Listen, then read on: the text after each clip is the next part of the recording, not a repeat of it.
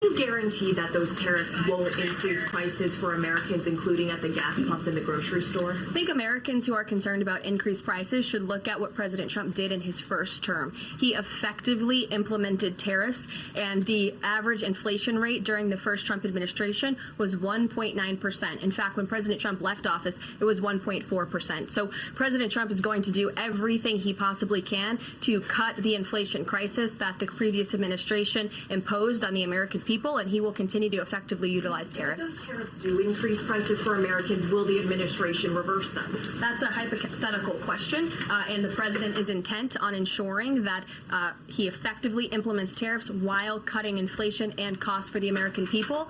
With the White House announcing Trump's tariffs to begin this weekend, Caroline Leavitt never answered the question on whether or not they could guarantee that it won't result in higher prices for consumers.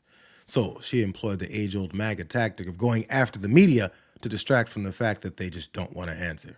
And, you know, the media has this way of just looking at everything in a microscope rather than looking at the whole of government economic approach that this president is taking. He will effectively implement tariffs. He's also, as I just answered from Stephen's question, committed to tax cuts. He's also clearly committed, as evidenced by his executive orders, to unleashing the might of our energy industry, which we know will eventually drive down inflation, and all the other economic measures that this president has made will have a Trump incoming economic boom, just like we saw in our first term. Justin Trudeau, the Canadian Prime Minister, said today that if the U.S. imposes tariffs, he will respond and he will not relent until the tariffs are removed. Are we seeing the start of a trade war with Canada?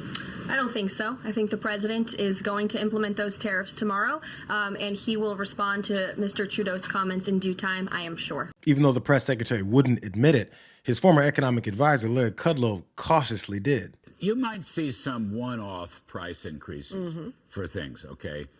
But that's all. They're very temporary. Uh-oh. You know, once these liars finally admit the same thing that everyone else has been shouting about, it could be really bad. But Kudlow did read the same MAGA memo that Leavitt did, the one that says to deflect and act like the rest of his plan to give tax breaks to billionaires and deregulate businesses will somehow offset the price hike that's likely coming. The important point on that is, you look at the president's entire program. He is cutting tax rates to spur investment, more energy production, deregulation of businesses. Okay, let's just stop right there. Every one of those, and wait, let me say this too. He is going to shrink the size of the government and the bureaucracy and federal spending. Now, every one of those is counter-inflationary and pro-growth.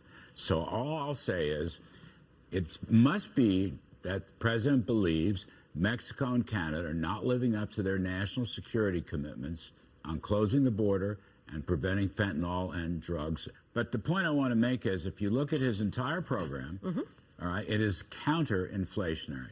And look, we have to stand up. We must stand up on national security grounds on the border. It's very important. So are you endorsing the tariffs? Yes, I am. In order to ignore reality and kiss the ring effectively, Kudlow tried to offer the same scare tactics about drugs coming across the border as a reason to abandon the bullshit promises that they made on the campaign trail. I'm just not sure how they'll spin the effects of even threatening and implementing these tariffs. Confirmation that the tariffs will go into place tomorrow for Mexico, Canada, and China. There was a bit of a market reaction. You can see the Dow off more than 200 points. If you pop up the big board, John, you'll see right about the time she confirmed that these will begin tomorrow, shortly after the 1 o'clock Eastern time hour. That's when you saw the Dow sell off. Not a huge sell off, but there was certainly a reaction to that. Well, they have still got 10 hours to try to avoid tariffs before they snap into place at 12:01 a.m. So I wouldn't be surprised if the president hears from Canada and hears from Mexico and maybe even gets a call from his friend Xi Jinping. You know, it's actually a shame that these responses and this primary result are news. You know, Trump eliminated the promises that he made during the campaign on lowering prices before he was even sworn in. Can you guarantee American families won't pay more? I can't guarantee anything. I can't guarantee tomorrow. But I can say that if you look at just pre-COVID, we had the greatest economy in the history of our country. And I had a lot of tariffs on a lot of different countries, but in particular China. We took in hundreds of billions of dollars and we had no inflation. This guy might be the only person in the Republican Party that never has to care about trying to cover for the populist promises that he made. He just tosses a couple more middle fingers at the MAGA supporters when they wonder why he screws them over again, and then moves on like they're going to take it. The only people in any position to stop him from treating the country like another one of his failed businesses are Republicans in Congress, who, according to the Wall Street Journal's Peggy Noonan, are nervous about all the kneeling that they're willing to do. Peggy Noonan met with Republicans in Washington, D.C. last week and came away with the impression that they, including the most supportive of the president, are beside themselves with anxiety. When you speak to them off the record between friendly acquaintances and ask how it's going, they shift, look off, shrug. You know how it's going. A GOP senator who supports the president had a blanched look. He doesn't do anything to make it easy. I don't know if it's worse that these spineless people are willing to see Trump possibly run the country into the ground, or that they're willing to admit that it's hard to keep up that facade that they believe in all the destructive ideas that he's got. I mean, New York Mayor Eric Adams had to live up to his promise to never criticize Trump by tap dancing around his name while carefully mentioning the negative consequences of his move to freeze federal aid.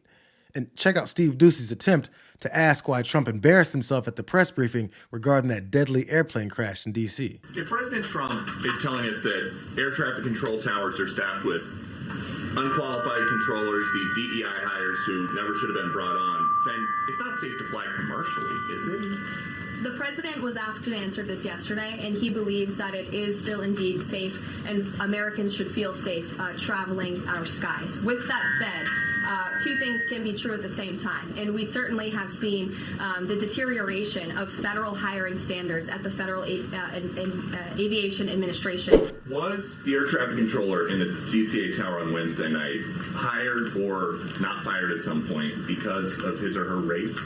That investigation is ongoing, and so when we have updates on the exact individuals who were involved in the collision, including the air traffic controller, also the pilots of the helicopter and others, we will confirm those. I don't want to confirm names from this podium today. We're not in a position to do that. And when the president says on Truth Social, the Black Hawk helicopter was flying too high by a lot, it was far above the 200-foot limit, that's not really too complicated to understand, is it?